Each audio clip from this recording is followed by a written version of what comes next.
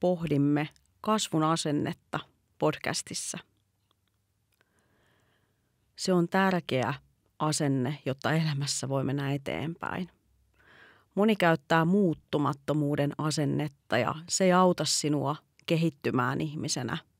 Silloin koet, että sussa on ne asiat pysyvinä ja ne ei miksikään muutu. Tai sä koet, että sä et voi vaikuttaa asioihin elämässäsi. Tärkein asia, mihin sun on hyvä pysähtyä, on se, miten sun ajattelutapa vaikuttaa sinuun ja ympäristöösi. Millaista arvoa sun ajattelutapasi antaa sulle arkeen. Nykyhetki on sellaista, että sä tuut tarvitsemaan tätä taitoa, kasvun asennetta. Ja tärkeintä on näissäkin se, että sä uskot itseesi siihen, että sä voit kasvaa ihmisenä, siihen, että sä voit oppia asioita itsestäsi sekä muista. Ja siihen, että sulla on mahdollisuus ihan mihin vaan. Sussa on todella iso potentiaali käytettävissä. Ja usko tai älä, kun kiinnität näihin asioihin huomioita, joista puhun sinulle mun podcastissa, niin sä tulet yllättymään itsestäsi. Moni ihminen, kenen kanssa on keskustellut, niin kun on oivaltanut tietyt asiat itsestään, niin ne on löytänyt itsestään valtavan potentiaalin. Ne on uskonut itsestään paljon vähemmän, mihin ne oikeastaan lopulta pystyy. Ja tämän podcastin avulla me toivon, että juuri sinä siellä, rakas kuulija, asetut nyt oikeasti itsesi äärelle ja lähde miettimään, onko sussa kasvun asennetta vai onko sussa muuttumattomuuden asennetta. Kumpa tällä hetkellä vallitsee sun elämässä? Ja miten sinä voisit siihen vaikuttaa? Sun on hyvä miettiä sun ajattelumalleja käytännössä niin, että sä mietit, että mitä sä uskot asioista, mitä sä uskot itsestäsi, miten sä toimit ja kuinka sä ajattelet erilaisissa tilanteissa. Avaat sä itsellesi mahdollisuuksia vai onko sulla käsijarru jollain tapaa päällä, että sä et löydä sitä sun ydintä, sitä sun suurta potentiaalia, mikä sussa on. Nämä on isoja juttuja ja näiden äärelle on todella tärkeää pysähtyä. Jos me mietitään onnistumista ja menestymistä, niistä toistuu se sama kaava. Ja se kaava on se, että sä et luovuta. Sä oot kärsivällinen. Sä luot itsellesi välitavoitteita ja tavoitteita. Ja sä menet vaan eteenpäin lannistumattomasti. Tärkeintä on just se, että niinä hetkinä, kun sä käyt sellaisia tunteita läpi, että sä pohdit, että kannattaako mun jatkaa, päätänkö tämän tilanteen tähän, vai sä näet, että se on itsestäänselvyys, että sä jatkat. Niin niissä tilanteissa on se palo mukana, kun sä päätät jatkaa. Ja näiden asioiden äärellä sun on hyvä pysähtyä itsesi kanssa. Missä tilanteissa sä ajattelet näillä eri tavoilla? Mikä laittaa sut pohtimaan niin?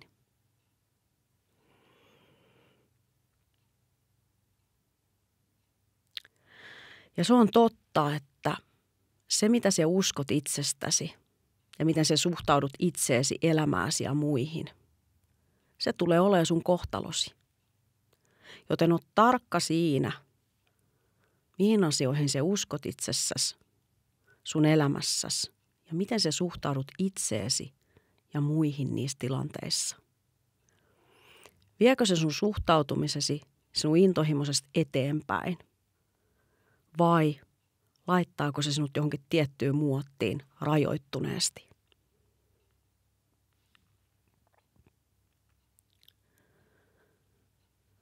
Se on tosi tärkeää, että sä ymmärrät sen, että kaikki sinussa on kehitettävissä. Ne ei ole mitään pysyvää. Sun ei tarvitse sanoa, että kun mä oon tällainen. Sun kuuluu rohkeasti ajatella, millainen sä haluut olla. Minne suuntaan sä haluut kulkea. Mitä sä haluat sun elämältäsi. Älä laita itseäsi mihinkään muottiin, mitä muut susta sanoo. Vaan kuuntele itseäsi. Millainen sinä olet tai uskot olevasi tällä hetkellä? Mitkä on sun vahvuudet? Missä sä näet, että sä et ole vielä sitä, mitä sä haluaisit olla? Ja voit pohtia myös sitä, millaiseksi sun tarvitsisi muuttua. Jotta sä oikeasti täydellä palolla, täydellä sydämellä, täydellä merkityksellä ja tarkoituksella menet eteenpäin hyvin optimistisesti. Ja sä näet, että esteet ei ole esteitä, vaan on sun kehitysmahdollisuuksia mennä eteenpäin. Joten sun on tärkeää saada kiinni siitä, kuinka sä suhtaudut itsesi asioihin tällä hetkellä ja kuinka sun olisi parempi suhtautua niihin uudella tavalla. Mitä sun on tärkeintä kehittää itsessäsi ja mennä eteenpäin.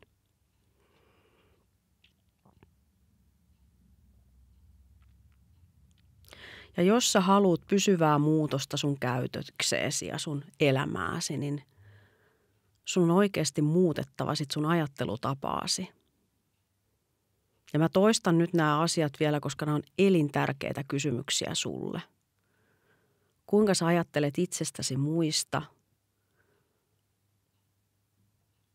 Mitä sä uskot itsessäsi? Miten sä näet itsesi? Oikeasti, miten sä näet itsesi?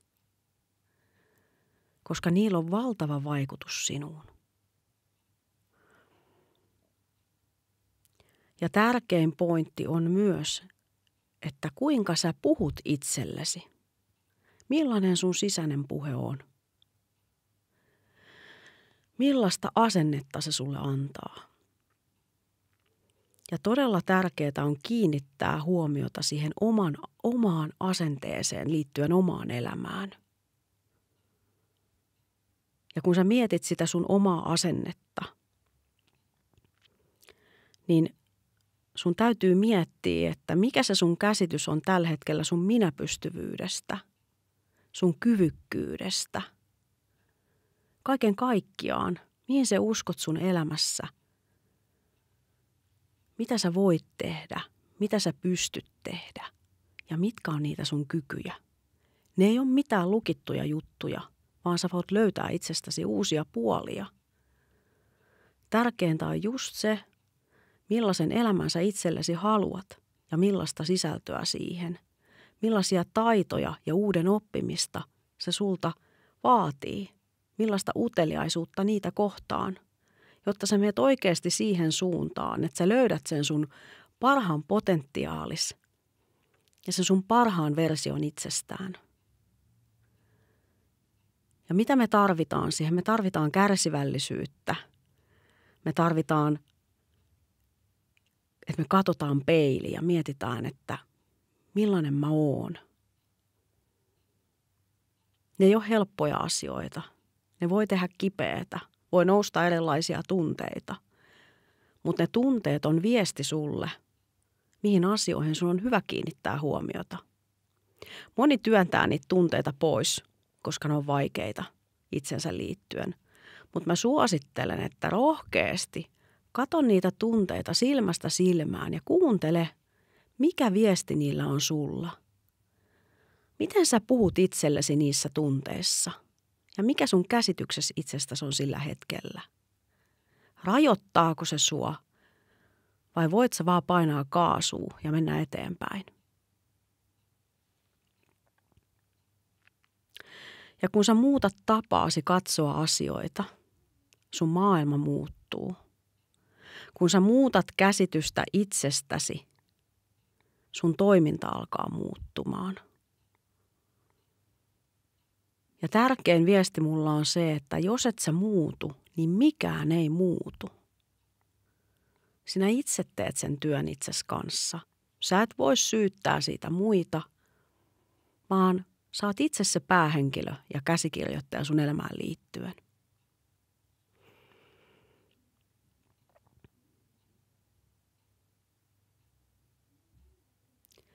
Ja kun sä oot valmis kehittymään ihmisenä ja tekemään asioita eteen, sä tuut löytämään uusia asioita ja sun elämästä tulee sit merkityksellistä, kun sä löydät sen oikean palon.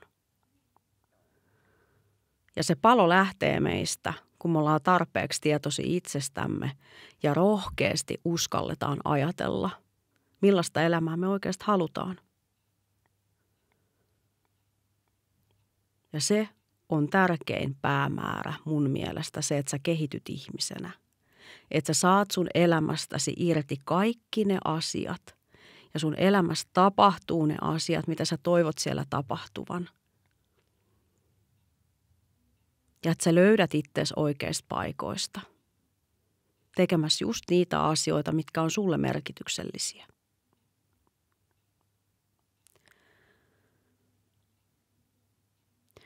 Muuttumattomuuden asenteella sä et uskalla oikeasti yrittää. Sä teet aina vaan ne suoritukset, mitkä sä tiedät, että sä pystyt tekemään, mutta sä et uskalla haastaa itseäsi sinne epämukavuusalueelle, missä se todellinen kasvu ja kehitys tapahtuu. Joten mieti tarkasti sitä, kumpaa asennetta sä kannat mukanasi. Kasvun asennetta vai muuttumattomuuden asennetta. Sillä on todella tärkeä merkitys, että sä tiedostat, missä sä menet. Ja muuta käsitystä itsestäsi. Sus on kaikki mahdollisuus, kaikki potentiaali, kun sä uskot itseesi. Jos minä en olisi uskonut itteeni ja lähtenyt tosi tietoisesti tekemään asioita, mitkä mie koen tärkeiksi, ja jos ei mulla olisi ollut tot kasvun asennetta, tätä podcastia ei olisi syntynyt ja mä en istuisi tässä. Joten luo oman näköisessä elämä. Tämä elämä on ainutlaatuinen ja se on yksilöllinen. Ja sinä, rakas kuulija, oot päähenkilö ja arvokas ihminen. Tänään mun vieraana on podcastissa Nanna Karalahti. Ja Nannassa näkyy hyvin hänen puheissaan se kasvun asenne. Nanna uskoo siihen, että se voi aina kehittyä ja tehdä asioita juuri oman näköisesti. Ja Nannassa näkyy se rohkeus myös, että hän uskaltaa rohkeasti mennä niitä asioita kohti, mitkä on hänen arvomaailman mukaisia. Nannan sanoissa ja teoissa näkyy hänen arvomaailmansa. Ja tänään me päästään keskustelemaan Nannan kanssa siitä kaikesta, miten hän näkee elämässään optimistisuuden ja kasvun asenteen. Nanna, sydämellisesti tervetuloa mun podcastiini. Kiitos. Leijona mieli. Kiitos kutsusta. Me sunkaan viimeksi jo nähtiin ja käytiin pitkä keskustelu liittyen menestymiseen ja onnistumiseen elämässä ja jotenkin sitä kautta niin sinusta nousi minusta tosi hyvin sellainen kasvun asenne ja optimistisuus todella hyvin. Ja jälkikäteen kun me kuuntelin vielä sen haastiksen, niin tosi vahvasti nousi sinusta päämäärätietoisuus, sun vahvat arvot, mitä se seuraat ihan sydämellä ja se sun sisäinen viisaus, minkä avulla sinä valitset asioita elämään liittyen ja sitten sun omaa elämänpolkua ja sitten suurempaa minää, mikä sinusta niin kuin nousee aika vallottavasti, kun juteltiin. Aika ihana kuulla. Mutta mitä sinä ajattelet, Nanna, mitä sun elämään on mahdollistanut kasvun asenne? Jos lähdetään pohtimaan sitä. Niin, ehkä mä ajattelen, että kun on päässyt nuorena jo kokeilemaan sitä, että millä tavalla se asenne ratkaisee. Mä oon ollut kapteenina Foodies-jengissä aina. Niin mä uskon, että sieltä esimerkiksi se, että kun sun on tsempattava se joukkue, Kyllä. on huono päivä tai hyvä päivä, ihan sama, on eri yksilöitä eri tilanteista. Kyllä. On pettymyksiä ja sitten sun pitää silti tsempata se koko joukkue ja itses kasaa. Kyllä. Ja sitten huomaa, miten paljon sillä saa enemmän pelissä ja elämässä aikaiseksi. Niin mä luulen, että se on aika ollut yksi niistä monista merkittävistä asioista. Ja sitten kyllähän kaikki se, että kun tekee asioita itse ja näkee sen tuloksen, niin kyllähän se ruokkii myös. Että mä oon ehkä ollut semmoinen, että mä oon uskaltanut tehdä aika paljon elämässä. Kyllä, se sun rohkeus tuli sieltä kyllä niin hyvin läpi siinä sun puheesta. Jotenkin kun sä sanoit vielä, että on ihanaa laittaa itsensä likoon ja kehittyä, niin kuinka se sun kaiken teet? Siis jotenkin kun sä sanot, että tsempata mieli tiettyy mindsetti niin kuin päälle ja se asenne, vaikka olisi millain vireystila aamulla, niin kuinka sä sen teet? En mä tiedä. Teekö mä sitä mitenkään? Niin. Siis onhan tietenkin päiviä, että mä jaksa tehdä mitään. Kyllä, ja ne kuluu kaikille ne päivät. Kyllä, ja ehkä sillä lailla, että mä osaan käyttää sitä oikeissa hetkissä. Joo. Että silloin kun tarvii sen, niin sit musta on siihen, koska meistä kaikista on siihen, niin jos me halutaan. Mutta se, että se nyt voi olla yltiöoptimistinen ja superreipas ja semmoinen koko ajan. Että mä myös ehkä olen oppinut tunnistaa tosi vahvasti omia voimavaroja ja kyvykkyyttä ja myös sitä, että missä tilanteissa se on kaivettava se kasvun asenne musta itsestään. Kyllä. Että hommat toimii. Eli käytännössä sä oot jollain tapaa kehittänyt sun tietoisuutta aika hyvälle levelille. Kyllä, joo. Näet se kuinka paljon, että millä tavalla se sun tietoisuus, niin missä se nyt on ja kuinka korkealle sä haluat sun tietoisuuden viiä sun elämässäsi, että se oikeasti menet sit omaa polkuasi ja kuuntelet sit sun sisäistä viisautta. Mä just puhuin yhdessä toisessa podcastissa siitä, että kuorii itseensä, että tutustuu ytimeen ja se ydin on, mä uskon, että se on se missä on vastaukset kaikkeen ja se on loppuelämän kestävä polku, että sinne pääsee. Tai näin mä ajattelen. Kyllä, että ja paljon Hellsteenia lukeneena, niin ymmärrän myös sen, että me ei tulla suuriksi, vaan me tullaan aika pieniksi. Ja siihen niin kuin nöyrtyminen ja se ymmärtäminen niin tekee sen, että me ei ymmärretä oikeasti mistään mitään. Niin jotenkin se on ehkä se mun vahva tahtotila. Joo. Päästä sinne pienuuteen käsiksi. Eli käytännössä sehän nöyrtyminen on sitä, että sietää sit omaa keskeneräisyyttä, kuuntelee itseään ja tarkastelee niitä omia ajattelumalleja ja uskomuksia ja miten suhtautuu asioihin ja miten suhtautuu muihin. Kyllä, ja sitten myös se, että mä välillä olen myös pohtinut liikaa. Että myös pitää muistaa se elämän rentous ja ilo ja se, että ihmisiä tässä kaikki ollaan. Että ei myöskään ylianalysoi. Ei tarvitse koko ajan analysoida kaikkea. Ei niin. Että tekee vaan ja menee ja mokaa. Ja jotenkin sellaisenkin mä oon halunnut, että mä yritän niin kuin liikaa kehittää itseäni. Kyllä. Vaan mä kehitän sitäkin aika lungisti. Mä aina sanon monesti, että mä teen asiat vasemmalla kädellä, mutta mä oon vasenkätinen, niin toisaalta se sopii aika hyvin. Niinpä, niin. Ja tuossa on tosi tärkeää, koska se tuot monessa asiassa sen esiin, sen rentouden ja sen lungisti. Mitä se mahdollistaa sulle? Oletko miettinyt? No se mahdollistaa aika sellaista stressittömämpää elämää. Kyllä. Se mahdollistaa mulle vapautta muuttaa suunnitelmia ja vaihtaa suuntaa tosi herkästi. Kyllä.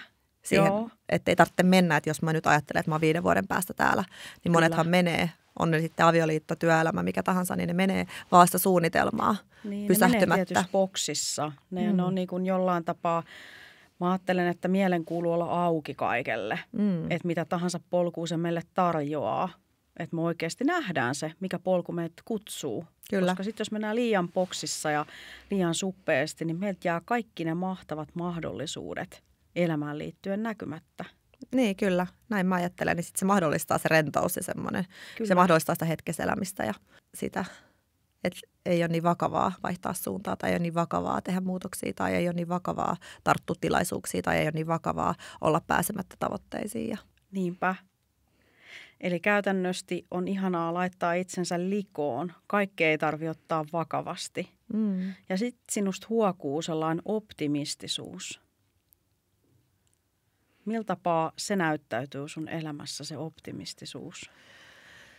Niin, kyllä se näyttäytyy varmaan just siinä, että sitten ehkä pystyy olemaan aika itse onnellinen ja pystyy nähdä hyvän kyllä. kaikessa ja suhtautuu. Se muuttaa just se optimistisuus, muuttaa sitä suhtautumista aika paljon. Kyllä.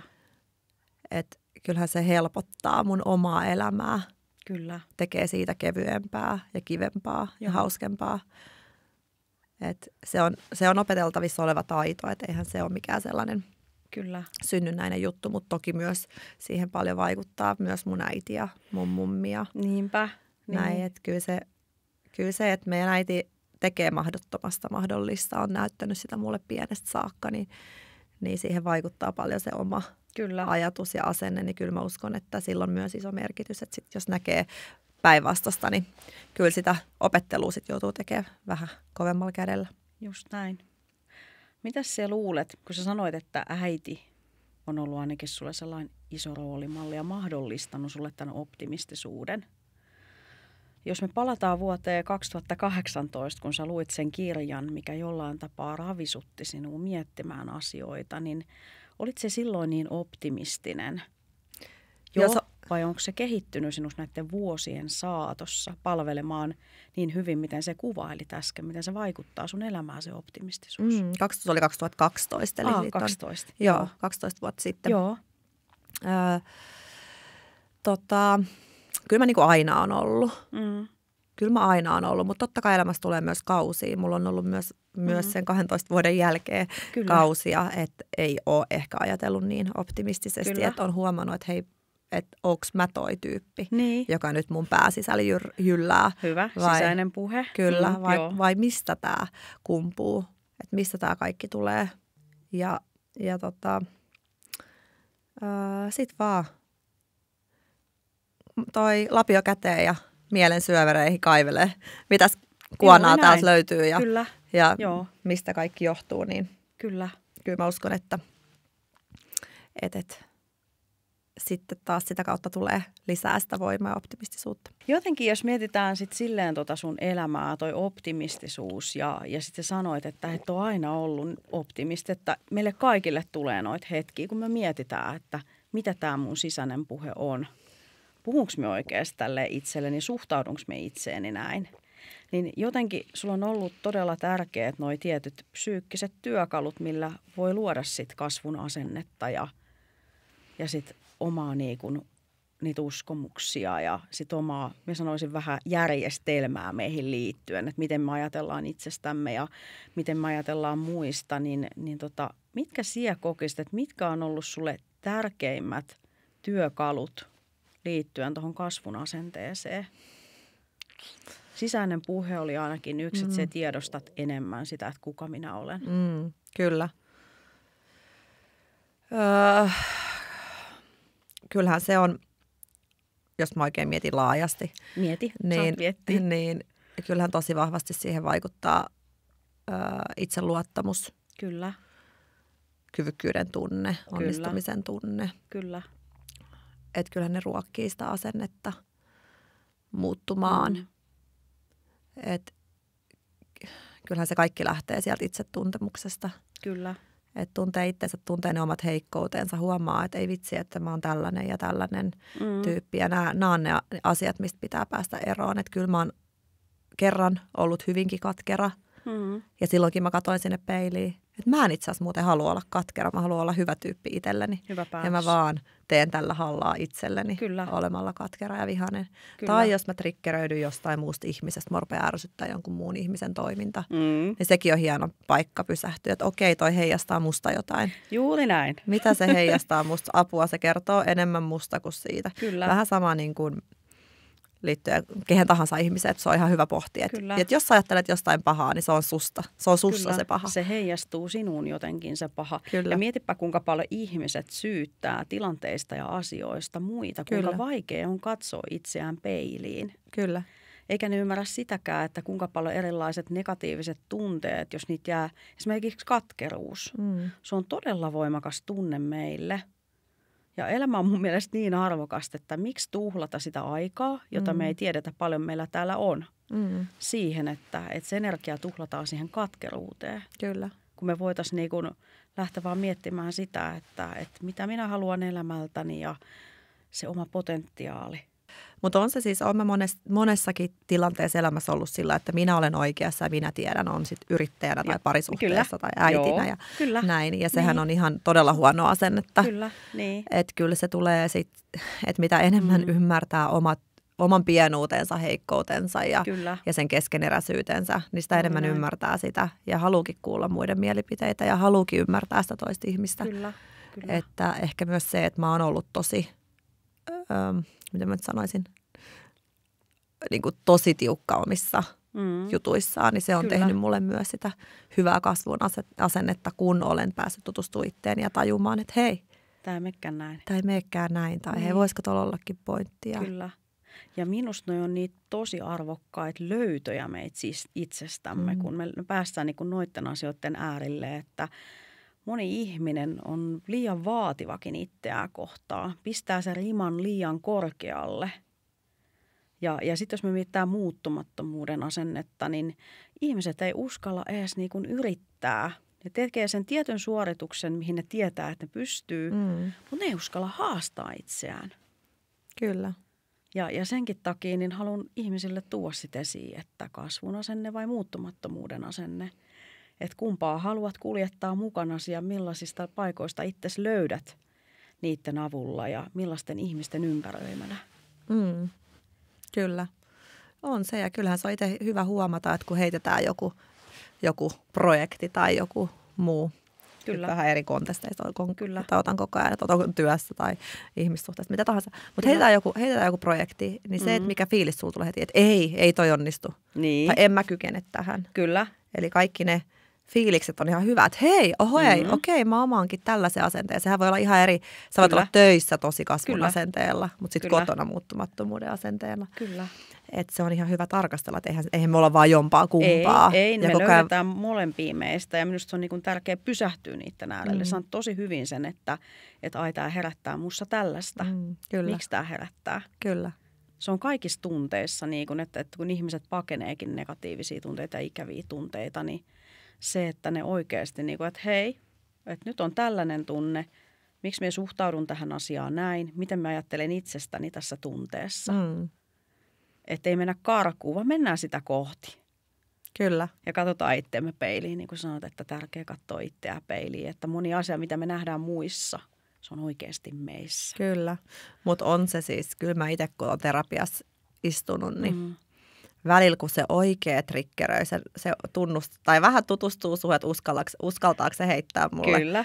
Oikein syvää päätyy, sitä sokeat pistettä näyttää mulle vähän. Niinpä. Ja ai vitsi, se sattuu. Sitten se, että en varmana ole tollanen, en todellakaan niin, ole kyllä. tollanen. Että ei toi puhu ollenkaan musta. Kyllä. Sitten kun sä pureskelet sitä ja rupeat vähän sillaisen ärtymyksen jälkeen tunnustelee, että voisiko tuossa ollakin jotain perättöä ammattilainen ja se on mä tässä aika kauan istunut. Kyllä. Voisiko se jo tuntea mua pikkasen. Niin kyllä se sit se on makeeta. Sitten sä lähdet kehittyä oikeasti. Mutta joskus se on tosi vaikea itse nähdä niitä se omia. Että sen takia mä rakastan, kun joku näkee musta jotain sellaista, mitä mä en itse meinaan myöntää. Tai... Kyllä, me sokeudutaan paljon itsellemme. Kyllä, ja todistellaan itsellemme, että joo, me ollaan sika hyviä tyyppejä. Kyllä. Kun ei välttämättä olla. Kyllä. Ja kaikista makeet minusta on löytää itsestään niitä tiettyjä alueita. Ja vähän väitän, että mitä voimakkaampi tunne, niin sitä enemmän sen äärelle pitäisi pysähtyä ja kuunnella sitä. Kyllä. Ja sitten kun se tunnekin vähän laimenee siitä, niin sitten se vasta niin kuin näkee, että itse asiassa toi pitikin paikkansa, mitä toi toinen mulle sanoi. Kyllä. Joo. Hei, jos mietitään kasvun asennetta, mitä sinä haluaisit sanoa kuulijoille? mihin asioihin niiden kannattaa kiinnittää huomiota, jotta ne vois löytää sellaista samanlaista kasvun asennetta, mitä sinä olet sun elämän matkalla jo tähän mennessä löytänyt? No ehkä helpoin keino on se, että tunnistaa, kun suhtautuu asioihin huonolla asenteella. Kyllä. Suhtautuu asioihin, ihmisiin sillä muuttumattomuuden asenteella. Kyllä. Tai itseensä. Kyllä. En kykene, en pysty. Just näin. Niin se tunnistaminenhan on se eka asia. Kyllä. Että huomaa, missä asioissa reagoi, miten reagoi. Ja sitten kun tunnistaa, niin on se, että okei, hei, miksiköhän mä oon tämmöinen? Mikäköhän, että pohtii vähän sitä omaa käytöstä. Kyllä. Siinä se on. Siis jotenkin kun ajattelee, että se tietoisuus mahdollistaa ton pohtimisen. Että opettelee siihen, että on siinä nykyhetkessä. Jos verrataan siihen, että kun me ollaan vähän nykyhetkessä, että jonkun mittaustuloksen mukaan se on vain 5% nykyhetkessä ja se on todella pieni määrä. No, mutta se on noussut. Mä oon joskus lukenut, että 2% maailman väestöstä on. Se on noussut, mutta mitä enemmän me siitä puhutaan, niin mun mielestä se mahdollistuu enemmän. Ja tärkein on kuitenkin se, että ihmiset voi hyvin. Että se oli sullakin jotenkin se sun missio, että sä haluat ihmiset saamaan voimaan hyvin. Kyllä. Omassa elämässään. Kyllä. Joo, enkä mä en huutele mistään pallilta, että mä nyt voisin jotenkin erikoisen hyvin, vaan enemmän sitä, että kun tekee itsestä duunia, oivaltaa ja ymmärtää, niin sitten on vähän ehkä jotain annettavaa. Mutta en mä tiedä, musta tuntuu, että mitä enemmän mä tutustuin itseäni, sitä enemmän musta tuntuu, että älkää kuunnelko mua vaan missään asiassa. En mä tiedä mistään mitään, mutta toisaalta sitten samaan aikaan se inhimillisyys ja se oman ehkä just sen keskeneräisyyden ymmärtäminen, kun se syvenee, niin sitten loppuu se niin kuin neuvominen, että en mä neuvo ketään ihmistä. Mä yritän antaa jollain tavalla jonkunnäköistä inspiraatio ehkä siihenkin, että me ollaan tosi hyviä ihan vaan näin.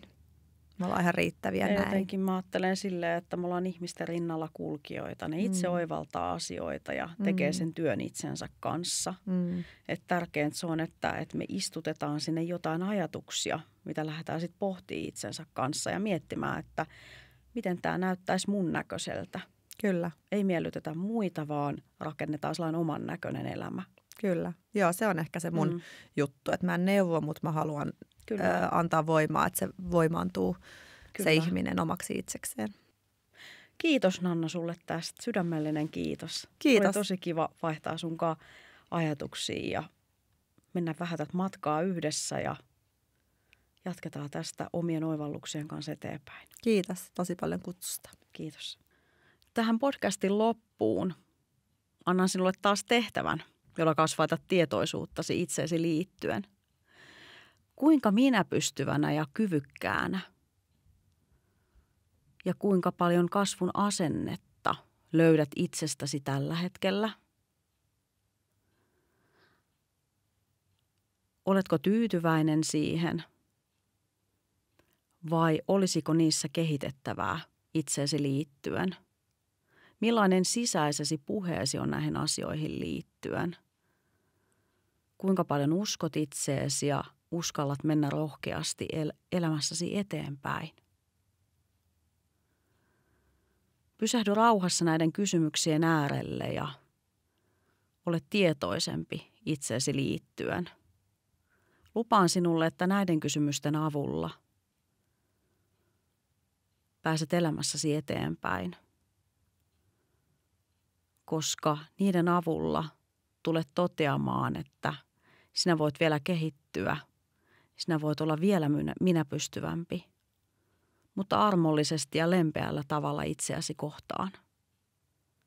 Joten jää näiden asioiden äärelle ja anna vastauksia itsellesi, mitä kohti haluat elämän polkuasi mennä.